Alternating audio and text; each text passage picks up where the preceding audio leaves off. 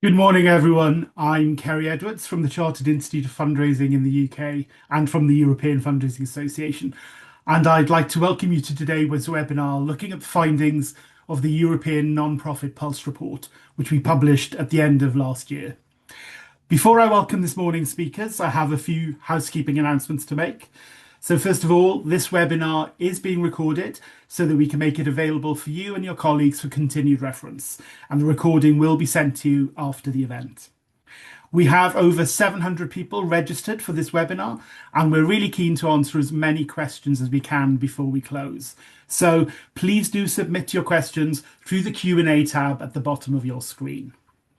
Now, with this housekeeping done, let me introduce today's speakers. I'm delighted to welcome Edward Marcek, Executive Director of IFA and Chair of the Slovak Fundraising Centre. Joining Edward is Andrea Gusini, Senior Product Manager at Salesforce. Both Edward and Andrea will be talking us through the findings of the insights of this year's report, before being joined by Alice Kershaw, Head of Digital Transformation at the Wildlife Trust here in the UK, who will share her reflections on the findings. The European Non-Profit Pulse is a joint report produced in partnership between Salesforce, the European Fundraising Association, and the Chartered Institute of Fundraising, and is centered around data sourced from a global survey carried out by Salesforce in April 2025. The responses were collated from 751 non-profits in 4 European countries: France, Germany, the Netherlands, and the United Kingdom, representing a variety of organisation sizes and a range of different causes. This pan-European pulse offers something unique: the ability to track sector-wide trends, benchmark progress, and gain perspective on what's happening not only within our own countries, but also across the continent. It's a valuable opportunity to see the bigger picture and understand the challenges and opportunities our peers face. These insights also help shape the support provided by national associations, networks like IFA and others, committed to strengthening civic space in Europe. So, without further ado, let me hand over to Edward to take us through some of the key findings. Yes, thank you, Kerry. I will ask for the next slide. Thank you, Mel. So what has changed? Non-profits in Europe are facing difficult, significant challenges due to political instability, cost of living pressure, high inflation, but also increased demand for their services. More than 50%, actually 50% have declared that they have experienced increased demand for their services, whereas only half of it, 25% have declared that they have experienced increased funding. So funding clearly hasn't kept pace with the increased demand. And more than 1/3 of the organization have boosted their investment in staff well-being. There have been slightly increased workforce numbers, but also growing focus on digital channels and younger donors. If we look on the next slide, we try to identify the biggest challenges. And as we can see, it's the funding and workforce pressures which dominate across all the countries. More than 1/3, 36% said raising sufficient funds is their biggest challenge, and similar number, 35%, managing increased workload. Slightly lower numbers, 29, 28%, are about dealing with staff recruitment, staff retention, and 27% have declared that they face significant challenge in replacing the funding cuts by the governments. And it's not just about the shutdown of US aid or decreasing donations, but it's also European national governments either cutting their budgets or refocusing their priorities to different areas. In the next slide, we can see these top 3 concerns in different countries. We clearly see that demand for services has dominated in France, Germany, and the United Kingdom. Whereas it seems not to be an issue in the Netherlands, where the top concern is use of digital channels. And this concern is number two in all three remaining countries. What is also challenging for nonprofits in France and in the Netherlands are investment and tools and care for donors, whereas the German nonprofits are coping more with enough number of staff, and in the Netherlands it's sufficient number of volunteers. In the UK, we see that it's clearly dominated by the demand for services, but what is also interesting is the concern about the employee well-being, which we cannot see in the other countries. We also asked in the next slide, you can see how nonprofits perceive their national governments, how supportive they are of their fundraising. And this picture varies very widely by country. In France and in the UK, 1 in 5 nonprofits only see their national governments as supportive, whereas these numbers are much higher in Germany, 44%, and staggering 9 out of 10 Dutch nonprofits see their government positively as supportive of their fundraising. This probably relates also to the top concerns in the Netherlands, which we've seen in the previous slide. So how are nonprofits adapting their fundraising strategies? We can see in the next slide. Fundraising is seen as essential for protecting democracy, but also increasing resilience of the organizations.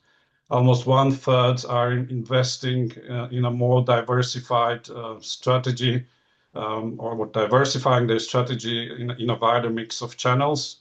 Similar number are investing more in fundraising, marketing, and communication, and a slightly lower number, more than 1/4, are increasing their focus on digital channels. 24% are focusing more on support to care, support to retention, or on support to acquisition. There are also 22% are expanding online and mobile payment options in their fundraising strategies, and 1/5, 20%, are focusing on recruiting more volunteer fundraisers. We tried to identify in the next slide also top 5 fundraising channels, where we can see the list of them from the previous report, but also in 2025 report. There is no big change in number 1. It's still social media, 51%, and no big change on the second place, website, 48% versus 47% last year.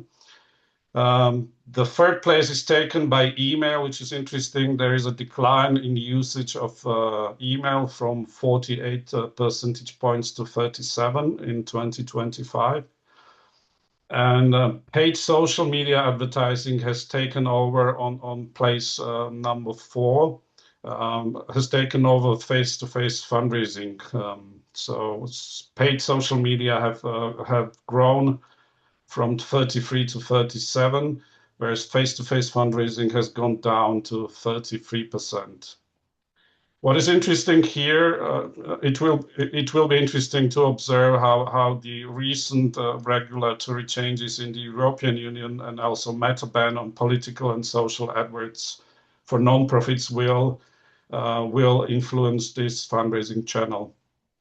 There's also an interesting increase of instant messaging. It has grown from 15% to 25%, and it's clearly dominated in the Netherlands, where it's the channel number 2. And there's also one interesting aspect is the display advertising, 18% last year, which has not been there before. And looking at the next slide, we were also interested how nonprofits are dealing with their cybersecurity and how they handle their data. We have noticed some progress, but they're still weakly prepared. So 42% have implemented some cybersecurity trainings, which was up from 33%. But only 37% have some response plans for cybersecurity breaches, and similar numbers are GDPR compliant, using GDPR compliant software, or handling data handling policy. There is a lot room for improvement. It is slightly concerning, and it is a responsibility which needs to be taken seriously. With this, I would hand over to Andrea, who would take us into the AI and its adoption. Thank you. So as you can see in the next slide, last year was the year of AI curiosity. This year is the year of AI action. Now we see a very wide variation between nonprofits in how well they are adjusted with the different types of AI and agentic AI. So if you do have questions, in the bottom there's a Q&A. I already see some coming in. And I'll try to keep a little deeper on what each of them is, which is a real challenge in research. AI is a very general term. So when we look at the European research, 48% of nonprofits use AI and over half are in the process of adopting it. But the real thing that I think we found in all of our research is that regardless of how well AI is understood by the social impact sector, everybody is already using it. So we're seeing donors asking AI tools who to donate to, beneficiaries, service users, and clients using AI to seek information on a nonprofit, where to attend a workshop, or how to get help. And we also see in the grant funding that a lot of the applications are now made by AI, which has caused an increase in grant applications, but we don't see the same proportional amount of grants available to fund AI. Now, if we look in the next slide, I think it's important to pivot that there is quite a difference between countries. So we're seeing overall in the sector that AI is being adopted faster than it's being governed, as Edward already pointed out, and not in every country yet managed strategically. So there is a real risk of standing still for some of the nonprofits in different countries. Looking at the slide, the Netherlands is currently leading the pack with a staggering 78 adoption rate, but we also see highest level of government and funding support in their country. In contrast, in other countries, we see a more cautious adoption. Nearly half of the organizations are still actively exploring it, but more for low stake, like summarization, content creation, not strategically as a way to increase efficiency and scale their teams. Now, before I go a little further on that, I first want to explain what we mean by agentic AI. So like the standard predictive machine learning and generative AI, where we create content, agentic AI can act and perform tasks. It can do that autonomously or with a human in the loop, but it is definitely different. So for example, I see a lot of fundraisers here today. Instead of a staff member asking AI for a donor summary, an agent can autonomously identify in the data which of the donors might already be for a major donation ready based on web data, CRM data, and whatever, and then draft a personalized outreach and schedule a task for the major donor officers to reach out. So we see a real difference in the countries and how they are interested in this form of AI. 19% in the UK versus, for example, 43% in Germany. So let's dive a little deeper into these two countries. I found this really interesting because in the last 5 years that we've done this research, Germany has always lagged a little behind in digital transformation, not just in the sector, but generally in other industries as well. Now, if we're looking today, we see a very high interest of 43% in agentic AI versus the UK being at 19%. One of the hypotheses that we looked at is that when organizations are stable in their funding sources or receive direct support for funding their AI exploration, they also feel more comfortable to experiment. We see still a very stable government support at 44%. This is the perceived support, just to underline that, of nonprofits versus 20% in the UK. We also see that nonprofits that look at agentic AI from a more how can we change the way we work or what is the work of the future are really investing in AI for program design, looking at how they can increase efficiency for their employees internally and how they can scale it. While we see in the UK that AI is mostly used for more the marketing, content, summarizations, creating new ideas and new campaigns, but not changing the way they work.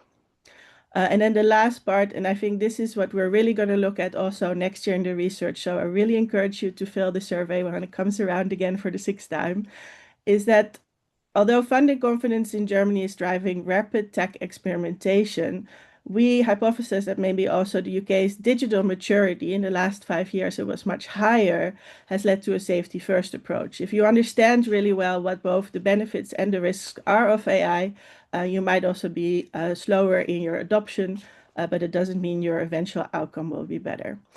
So I think this is a very interesting approach for both leadership and the people day-to-day using AI to look at how you can fund it, but also what it means for your work processes as they are today.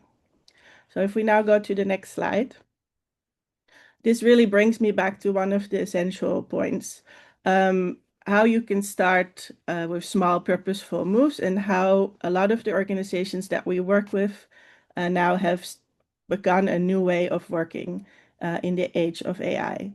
So we see that it's making proven impact with very specific nonprofits, but you can't unlock its potential with data that's still on the sidelines.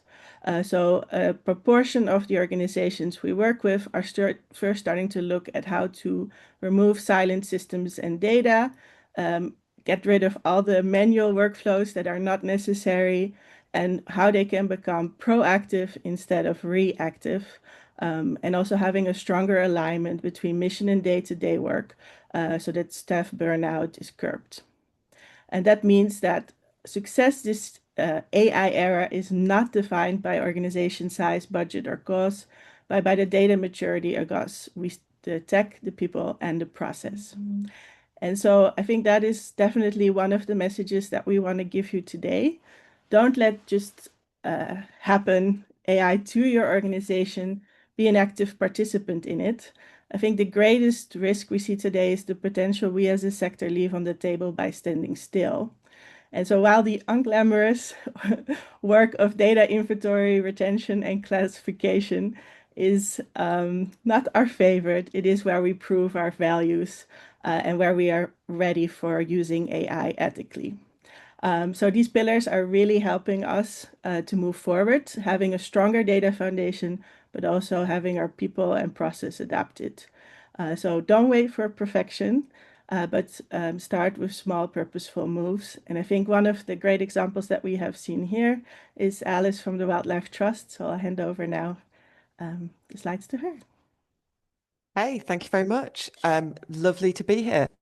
I'm from the Wildlife Trusts in the UK, which is a federated group of 46 independent charities, and I work for the central charity. So we've been looking at AI predominantly from where can it add the most value to our operations. We manage quite a lot of land, both as reserves and as farms. We're the sixth largest landholder in the UK, and we have nearly 1 million members across our federation. So there's a lot of actions for nature that can be taken. So we have been using artificial intelligence for a number of years, predominantly, and in these examples on screen here, machine learning models combined with the more kind of generative AI models that you might be more familiar with and that we're predominantly talking about. So we have a number of projects that do things like identify species from camera trap footage or support the generation of images to give an idea of what a future landscape might look like for comms purposes. It's worth saying at the moment rather than anything else. It has been used for some content generation, but the key thing for us is that all of our AI use, whether it's machine learning or generative AI, does always have human in the loop. So it's one of the things we call it ground truthing or citizen science checking, whatever it is. We're very clear that when we're using AI, one, it has to provide a real tangible benefit, and two, there have to be humans in the loop checking and using it. But there is experimentation going on. Now, it is also worth knowing, like the nonprofits referenced across the slides before, we don't have a huge amount, or we don't have any in-house AI expertise really across the federation. So we're keen to kind of try things out. But all the nearly all the things you see on the screen. So we have Surrey's Space for Nature, which is using satellite imagery to identify habitat condition, and we have Mammal Web from Durham Wildlife Trust, which is one of the camera trap footage, are done in partnership with research institutions predominantly, so that we can benefit from the kind of compute power and machine learning. So this is something we've considered is if we don't have the capacity capacity in-house, where can we start to build that with external partners? So these are some examples of those. If you could go to the next slide, please, because I also want to show what I've called tensions, but we could probably say are issues. So this is two images. There's more. One of them is the fantastic horse-headed duck generated by Lancashire Wildlife Trust while having a play around with what it might do in terms of modelling future landscapes. The context that we work in around species behaviour, species data, and information on what a future landscape might look like and modelling is not easily available to AI models that are openly on the market. There is a lot of, obviously, research papers and information on this. That is not what's training these models. So we do suffer from the kind of bias that is implicit there, which is they just don't understand our context. So that makes some of it kind of useful and some of it produces horse-headed ducks. The other tension here is this is something I was sent by Worcestershire Wildlife Trust, who had found a summary. This is an artificially intelligence generated summary when someone searched for are the bison in Worcestershire, and you can see here it says yes, there is a herd of European bison grazing in Worcestershire. There isn't. We have got European bison grazing in Kent. If you want to go see them, they're at Wilderbleen in Kent. You're probably not going to see them, spoilers, but we do actually have them there. Large herbivores being rewilded into the UK is something we're looking at. There are none in Worcestershire. What do we do about this? We know there is misinformation. There is obviously bigger climate misinformation coming in across the board, the absolute rise of AI slop and videos of animals behaving in ways that they do not actually behave in, plus videos of animal abundance, which is not accurate, has a real influence on some of the stuff we work on. But there's the internal tensions of what do you do when AI is saying something about trust that just doesn't exist? My answer of that maybe it's just easier to get bison than try and solve this is probably not the overall solution there. But it is quite interesting just to see this is just flat out wrong. If you followed any of the links there, you would not find anything that said there are bison. So it shows the problems that we're seeing internally and externally around use of this technology. So if we go to the next slide, please.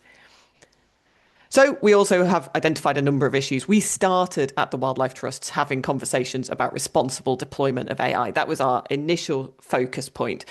So we've been doing some little experiments. We've been doing these research partnerships. But effectively, these are the issues we identified.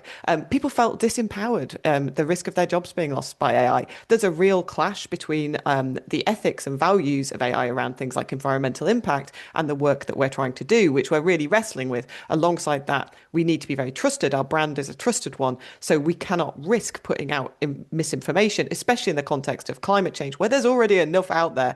We need to be really trusted and credible. The concern about lack of governance and black box AI links to that, as well as the ethical tensions around creative work being effectively stolen and intellectual property, both in terms of how those models are trained, but also what happens to our things when we put them in there.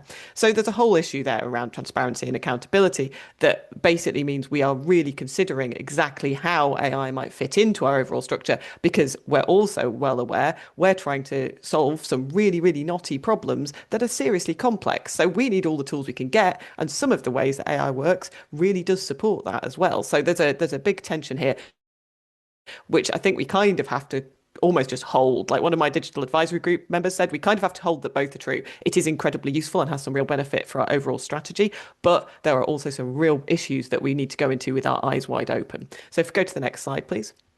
So we have created an AI risk register. This is available online. Hopefully we can send out the link with the slides.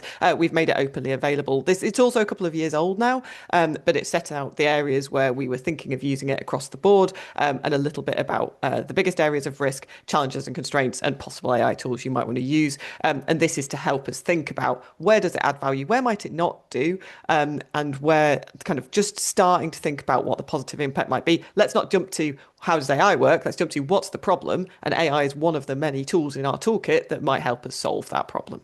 So next slide, please. So we're also coming from the point of developing our AI strategy. So Wildlife Trusts have really big variety of approaches to AI. We're not one charity. So we have everything from incredibly cautious, the default is we're not using AI, right through to we're really curious, we're trying things out, and we're going to actively try it for a number of things and learn. But what's brilliant is we're a federation, so we can share that learning back in amongst ourselves of what's working and how it's working. So a lot of trusts now have an AI policy and strategy. We have an overarching briefing note which sets out where we are with the overarching kind of tone of cautious but curious. So where we want to try this stuff out, we have a huge variety of inputs. That's great for innovation and it's great for learning. But we've also obviously had to do things like acceptable use policies, AI note taking. So there's a lot of work going on, and these are very live documents backed by internal wiki guidance, webinars, and support, because we know that this stuff is moving so fast. It's these policy documents. Whilst I always say, really, they should be part of your information management document, I do understand why a lot of them need to be separate at this point because it's just moving so quickly. We haven't quite got a grasp of exactly what it means for us. And it will probably be a little while before we can really work that through. But we're going into it with intent and with having an active thought process around how we use it, whether or not we decide to use it or not. That's an active choice. And I think that's really important how we're thinking about it. Next slide, please. So I think that's it from us. Talked about the Wildlife Trust and where we are. So if anyone has any questions or comments about that, I'm really happy to talk about it more. We're on a journey, as is everyone else. We haven't solved it, but there's some really innovative approaches being taken across the Federation. But our big one is keep people in the loop, keep your eyes open over what's going on there, and look for really trusted, credible partners who can provide you with the capacity and support that you can't do yourselves. Thank you. Thank you, Alice. I always love hearing Alice talk because it is that pragmatic realism. And the Federation does represent a little mirror of the sector. We see people that are all the way to we're not using it at all, with even removing their predictive AI formulas for getting more donations into, all the way really using AI to changing the way they work. Now, I just want to highlight one crucial question that we are asking to boards these days. And I think that sort of leads into what you can do. What are the next steps? How can you responsibly look at data, AI, and just what you're doing in the next years? And that question is, what is actually the final essential output driving your impact? So when we strip everything away that you get from using data, and if you use AI or not, the administrative noise, what is it that is transformatively the human capacity that your staff is bringing towards stewardship and strategic mission scaling? And so this is what we're seeing across industries. If you really have invested in that data foundation, you're starting to use AI, what really makes the difference is the people working for your organization and how their time can be put to use. So how do you get there? We have a 4-step framework. Usually, a lot of nonprofits like consensus and very long project timelines in years, usually. This is a mindset shift that you will have to change. Design the future with AI at its core starts with small, purposeful moves. So it starts with choosing the right use case and workflow. Look at something where you're losing 15 to 20 hours a week. Identify that and start with that. If there is a direct alignment between mission and a day-to-day gain, you're also bringing all your teams along in the essential change management and sometimes challenge of human adoption. So win early and win big. Really secure that buy-in. Demonstrate that there are tangible, undeniable wins in using automation and AI in a way that gives you more time back in the day. And who doesn't want that? What we really also encourage is to establish measurement mechanisms from day one. And I think this is also very much a leadership thing. What is measured is very much what becomes important and where the human capacity can be allocated. So ensure that real-time visibility of your data, have the dashboards ready to also make a pivot if the funding landscape or anything else in your ecosystem changes. And then last but not least, do keep moving. I think the biggest risk is standing still. So this is really a mind shift for a lot of organizations. AI has enabled the ability for rapid prototyping, not just at Salesforce, but also at your organization. So work with your teams through this shift in the mindset. I think it isn't about the tools, it is really about the judgment behind them. And so this means deciding exactly when data informs a decision and when human empathy must lead it.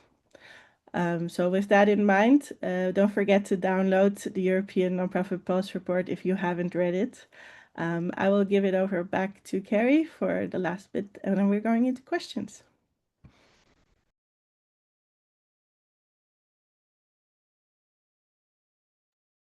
Harry, you're on mute. Well done. I knew someone was going to forget to unmute themselves, and of course it was me. So you do have your takeaways on screen, six of them. While you're reviewing those, please do still ask some questions. We've got about 20 minutes for questions. I will kick off one. We've got quite a few questions for Alice. Alice, you're popular. So I think I'll come straight to you first, Alice, and ask about kind of your approach to transparency. And sort of how you've adopted it, and even practical things like, do you put things on the website and things like that for notices? So, in terms of how we're adopting it, transparency is critical. It's one of the things that we have collectively agreed. And I will say, getting consensus across 46 different trusts is interesting, especially something like this. But in our kind of internal guidance around this, we do recommend transparency. So, I flashed up the screen very quickly around AI at the Wildlife Trust, but one of the images there is an AI. There's very few, it's worth saying, public content on AI for all the reasons you might imagine. We don't tend to use it. We tend to use it for internal things like, for example, coding support or doing things around modeling. So we're using it for some of the kind of slight technical things rather than public content. This slide that I showed that had a picture of that wasn't the horse-headed duck, which strangely enough never made it to the public domain. Or I think I've shown it far more than anyone else has seen it. There's one with a red kite on it. That is clearly identified at the bottom as generated with Bing AI by Warwickshire Wildlife Trust. There is a case study. I'll see if I can find it. I think it's on CAST's website about us using that. And it's fair to say it was not successful enough. It was a very short notice need that was responded to by producing an image. That is not how we tend to work in terms of this. So it's an interesting experiment. It's not one where we would necessarily, with the quality of tools, do again. But yes, transparency is absolutely critical. There's another example on that front page, which was Manx Wildlife Trust did a little bit of content for one of their newsletters about the use of AI in conservation. They used ChatGPT to generate some of it, and that was the talking point of the article. So they've got a very clear big yellow box on it which says this was generated by ChatGPT as part of it. So we're quite clear as to where we're using that. I'm interested to see where that goes. I don't know if we're going to end up with a point collectively where it's so common that actually it becomes a complete waste of time putting that on because we assume everything is AI generated. But for us, it is pretty key, and we will put where it's in use. But you won't see a lot publicly because collectively that isn't really the way we're going in terms of content generation. Thanks, Alice. I've got a question now about leadership. So, maybe to all the panelists, how can NGO leaders effectively introduce AI tools to teams composed largely of senior members who may be resistant to change? Andrea's smiling. I think she could go first. So there's a very interesting article that we just published on how AI knowledge, not being able to master all of the tools, but knowledge is the new MBA for leaders in all sectors. What we really found is that a lot of people don't feel very comfortable acknowledging when they don't know something.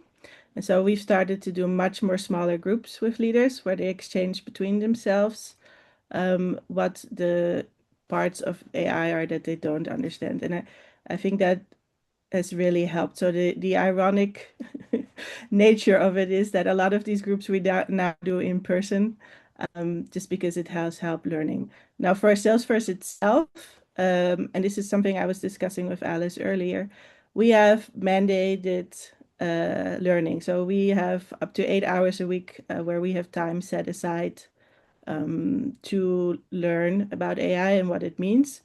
I think a lot of nonprofits don't set that time aside or don't even have learning set. If I could have one wish for 2026, it would be that your organizations, whether it's leadership or the whole organization, at least gets 2 hours a week in work time to spend time learning about it. This is not just good for your organization, it's good for you as an individual as we approach the AI era. It's good to be cautious but curious and go in with eyes wide open. So Alice, I'll leave you explain how you do it.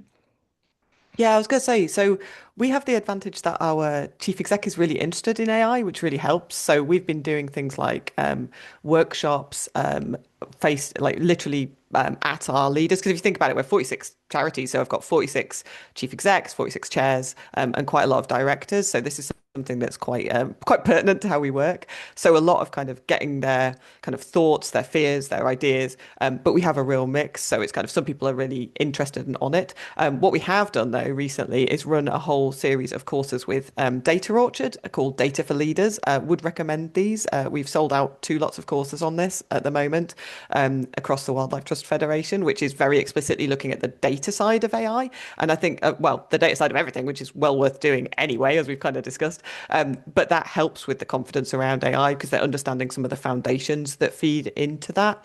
The other one is just showing and telling and getting people to talk a little bit about how it works and showing some of the kind of friendlier use cases around things like Copilot and how that might work with helping you like summarize your emails from meetings or how Teams might summarize the meetings you're in so you don't have to take any notes, things like that that add value to senior leaders that are kind of no regrets and also not scary. You're making your work sound really fun with 46 leaders you have to convince.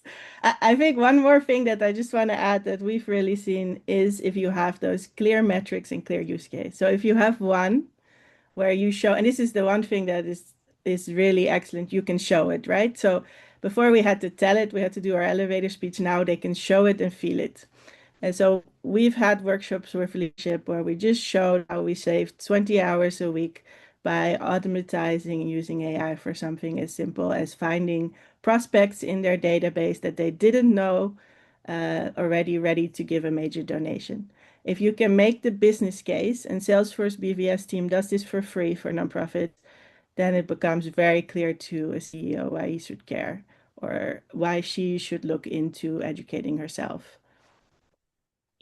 If I may jump in with my observation, clearly in the support from the leadership is substantial for it, but I would suggest to bet on internal advocates. So find someone from your team who could be the champion of AI and who could maybe is more skilled or have more experience and who could gradually bring and show small bits, successes and wins and demonstrate it to the rest of the team and get an internal excitement. Of clearly, it's a long journey and there will be ups and downs, but this helps. Thanks, Edward. Another question from Lauren. How would you recommend smaller charities and organizations utilize AI effectively without a large budget to support them? Who wants to go first? Could I come in on this one? Thanks, Alice. So yeah, so across the Wildlife Trust Federation, we have a real mix of very small organisations right through to kind of country level trusts. So this is something that's come up. I think Andrea showed it on a slide earlier where it said it's not about the size of the organisation so much as I'm going to get this wrong now, as kind of their kind of data maturity and how that's working. So I've seen some of our smaller trusts, for example, Gwent Wildlife Trust in Wales, which is one of our 5 Welsh trusts, do some really interesting work on AI by doing kind of webinars with staff, just looking at things like a basic kind of ChatGPT log-on, which they've got, which is like their you can get a free one. Make sure you set it to not training on your data. But basically using that to kind of do a bit of training and testing with things, which hasn't cost them anything other than hiring a room so they could all get together and some biscuits. They're also doing some great research partnerships with their local university as well around this. So that's one where they've really managed to kind of, without budget, particularly they've got a staff member who's interested, which is great and definitely a boon if you can find someone who's been using this in their spare time or another charity. I go and speak to other charities about what we're doing, and you'll often find someone who can come and help you do a bit of a demo of just really what's the free off the shelf tools. Have a little look at Anthropic's Claude, for example, things like that, where you can have a bit of a play and just see what it does. That's been quite helpful for just starting to think about some of these things. They all have more complex behaviors in them, but the free ones are good. I would say in all of those, my recommendation is have a conversation before you start about what the guardrails are and a little bit of like, what is AI? Have a little bit of a look of, what is it? What are we going to use? And guardrails around, don't put anything sensitive into it. And how do we feel about it is often quite good because it's got an emotional component. So whatever the size of organization, it's worth flushing that out first. Otherwise, you might find there's people who are really not keen to have a go with it. And that's also totally fine. You may also have an agreement that AI isn't for you at the moment. You don't want to be early adopters. You want to wait and see. But I think, as Andrea said, it's worth starting to think about what those little experiments might look like to gain a bit of confidence, even if understanding how it might be used in the external world in a way that influences your charity. Thanks, Alice. Mel, can you move forward to the final slide, by the way? And we can make sure people have got access to the QR code then as well.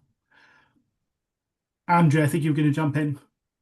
Yeah, I just think the last year has really been a year of curiosity, and I have to say, smaller to mid-sized organizations that had their data in order before that year actually are moving faster than the really large ones with enterprise budgets, just because they don't have all that layer of decision making. But it is very much around, at least for the use case that you want, whether it's fundraising program, um, grant writing, volunteer management, to have the data in a unified view. And so a lot of the smaller organizations actually have been more active, just because they already had that in order. Well, if you're in a really big organization, we see up to over 100 different apps and tools. And I think that is very much it. The question, though, is not, do I need to use AI? The question is, what can I solve? And do I need AI for it, yes or no? A lot of the things that we're spending 50 to 20 hours on can also be solved by having solid data foundation and automations. And then once you have that, I find that it's much easier to identify where it becomes a real added value. And so that's, I think, is an important one. If you can tell me today what project or what's your number one wish where you could save 20 hours, start with that. Maybe on the back of that, Andrea, as well, one of the things that was clear in the UK results was issues around well-being. There are also kind of challenges around kind of retention and recruitment of staff, and maybe the whole issue of skill sets. And I wonder whether the three of you, between you, can any tips on kind of the best way to kind of recruit people who are the most adept at using AI, and what kind of would you look at when you are kind of shaping future teams with people who understand how to use kind of AI and other emerging technologies, I suppose. Shall I go on this? So Yes. I recently have been doing recruitment for a data engineer to cover our mat leave. So this has come up. The first one is, if you leave your AI prompt in your job application, we don't think you're very good at using AI. Sorry, check for that, folks.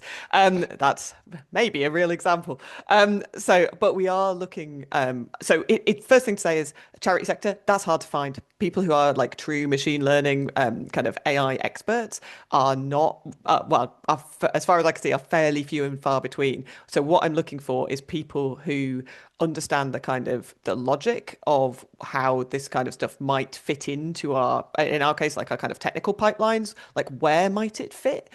People who've got curiosity and a bit of a sign of probably self-guided learning, which is often relatively common, I would say, in like digital folks, where we've done a lot of like, hey, let's learn some new code or new language. Or so you might see that curiosity coming through, and also people using it like in their personal life might have a bit more of an understanding around it. I've seen less like qualifications in it, although obviously they are there.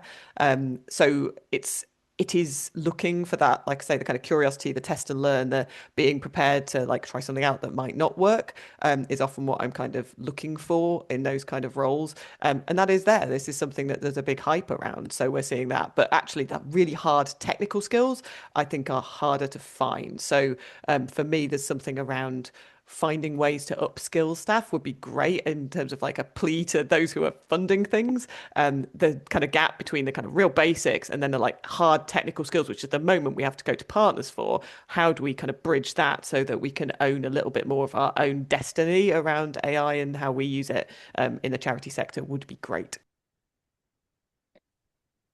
I 100% agree with Alice. I think one thing that we see even with a tech company as Salesforce is you can't hire for 100% knowledge of AI because it changes every day. I woke up this morning and there are 10 changes that I have to learn before the end of the day. So definitely hire for curiosity, learn on the job.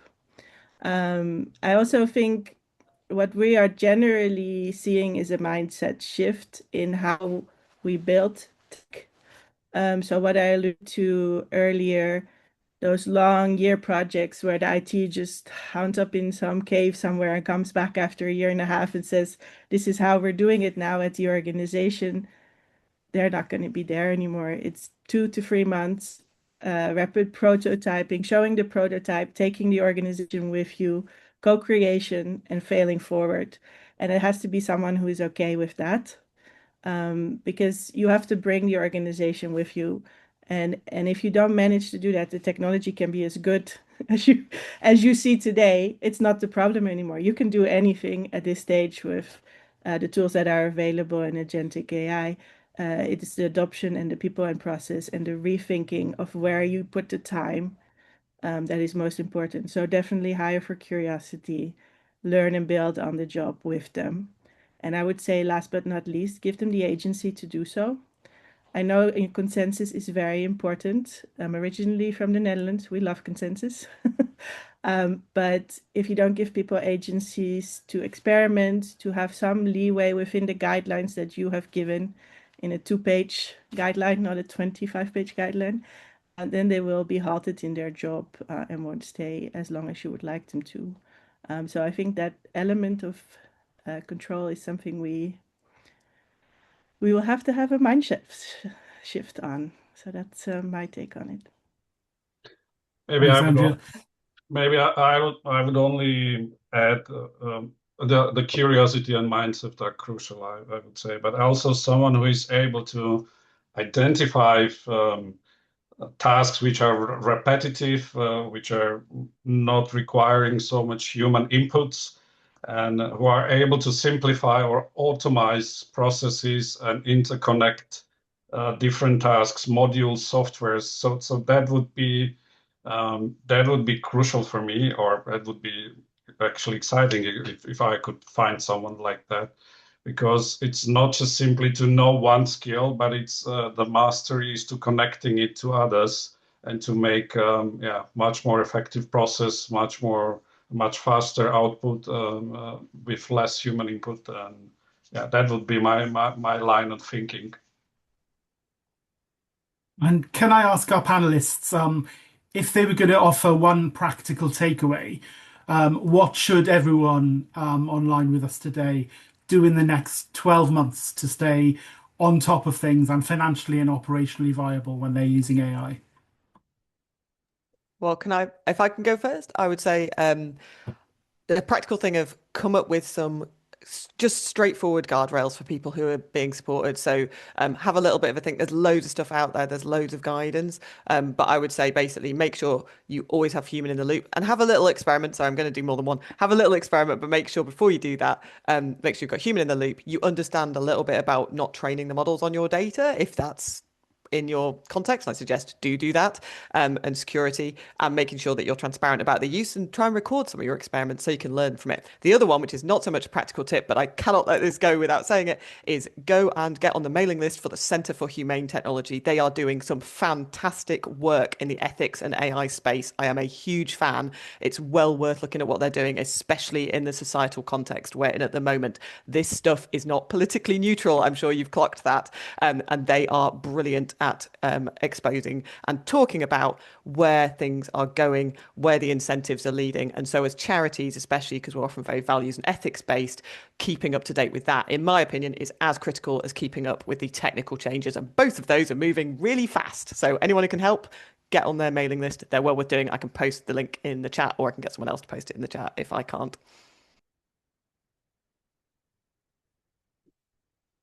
Edward or Andrea? Edward, you can go. Yeah, I just wanted to say in relation to AI, probably open mind, test, fail or win, learn and go on and test again.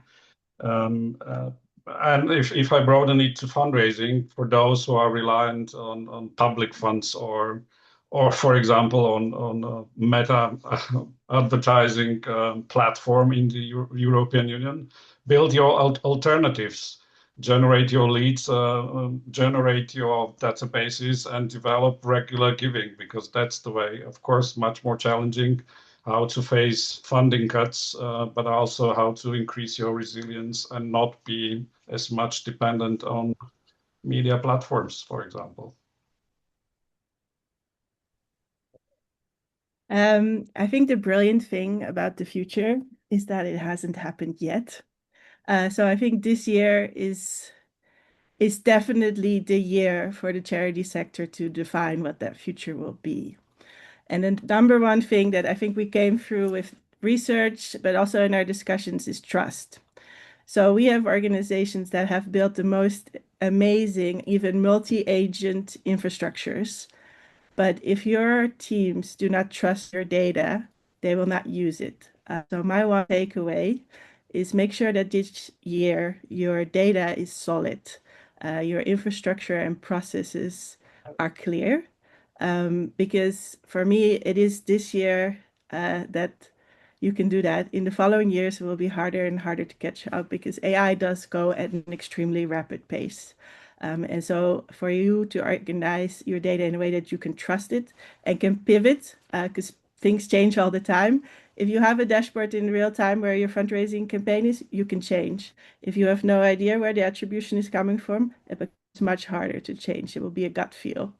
So for my number one takeaway is make sure your data and the foundations for it are ready for an AI and agentic era. Brilliant, thank you. And one last sneaky question from me. Um, if you could only take one AI tool onto a desert island disk with you, and it doesn't have to be work, but it could be for anything, what would it be and why? I can answer. If I could take one AI tool with me, I have to say, and I do work for Salesforce, it would probably be a tool that I can code with, just because rapid prototyping has gone so fast that I could create anything, maybe even a CRM. Alice, next one. That's an amazing answer. I was thinking in a totally different direction. I'm going to name one of the Wildlife Trust ones. I'd probably take Mammal Web because I'm on a desert island. No one's been there before. I'm off the beaten track. I might as well do some species ID and capture while I'm there. Make sure it all feeds into national networks. It's really valuable data. So yeah, something like that. Yeah, and I would be probably boring and more general, so I would probably take with me Perplexity AI. I like it. That's brilliant. Thank you very much. And I think that Gary, brings you us. have to answer it Oh, too. me. See, you see, I think I'm that person that when I look at Facebook and they say, "Stop using AI like Google if you're a boomer," I think they're always talking to me. So I would probably just use it to make sure that I can find, not that there would be any cafes on the desert island, but I used it for organizing a great itinerary for a holiday before Christmas. So I think something a bit more sociable would be my priority probably. But thank you for bringing me in with the final question. That brings us to the end of our time together, I'm afraid, today. I wanted to give a big round of applause and thank you to Alice, Andrea, and Edward for their reflections, and to all of you for joining us today. A recording of the webinar will be shared with everyone and will be updated to IFA's YouTube channel as well. You can also download the full report via the QR code on the screen, and please do share with any colleagues who haven't been able to join us today. Finally, thank you to everyone who provided us with the insights for this report. We know survey fatigue is a real thing, but gathering data like this is really important, not just for tracking trends, but also because, as we all know, funding follows the data. So thank you again for joining us today. I hope you log off inspired and have a great rest of your day. Thank you. Thank you. Thank you.